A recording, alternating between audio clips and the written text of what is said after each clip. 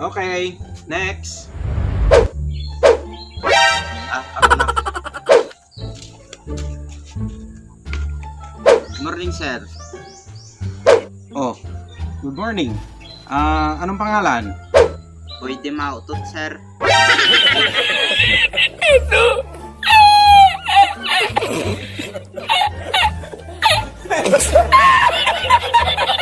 Okay, Mr. Boy Di Mauto. Ang bantot ng pangalan mo Oh, anong birthday mo? September 18, sir. Anong taon? Siyempre, taon-taon na, sir. Loko to Kala mo hindi kita papatulan ha? Ibig ko sabihin, anong taon ka pinanganak? 1991 po, sir. Oh, tirahan. Sogo po, sir. Gago ka. Hotel yun eh. Ibig kong sabihin, saan ka nakatira? Liwanagin niyo, sir. Sa Balagbag de Ponquirino po. Okay boy, alam mo ba kung ano yung ina-applyan mong trabaho dito? Oo naman po, sir. Seaman po, sir. Sa liit mong yan, kaya mo ba yung trabaho doon? Siyempre naman, sir. Small but terrible to. Paano masabi? Oh, good. Marunong ka bang lumangoy? Yun lang, sir. Hindi. Mga bobo!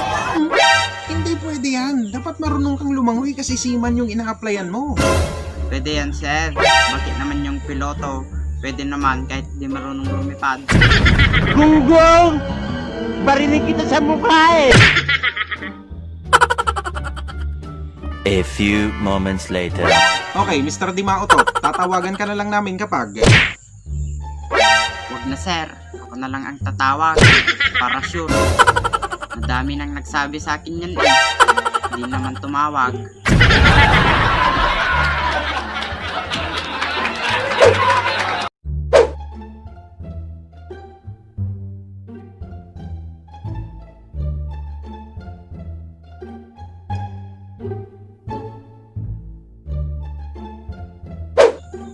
Alam mo parang, laki ng problema ko ngayon eh. Natanggal ako sa trabaho. Yung kumpanyang pinapasukan ko dahil sa pandemic, nagsara. Di maghanap ka ng ibang trabaho, pare. Oo nga pare kaso ang higpit ng ibang kumpanya ngayon. Ang hirap mag-apply.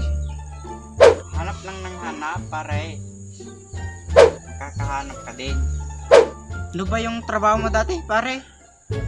Hindi naman sa pagmamayabang pre, pero cook ako dati pare.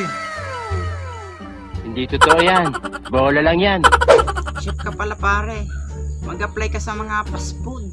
Ano bang specialty mo? Spalto pre.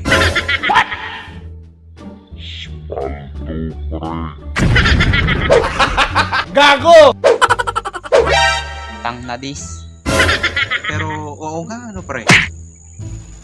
Sa mga fast food kaya, sa Jollibee, Chowking, McDo, ganon, madali kaya makapasok doon pre? Madali lang yun, pre. Paano masabi? Buksan mo lang yung pinto. Gunggong! Barinig kita sa mukha eh! Minsan nga, binubuksan pa yun ng guard eh.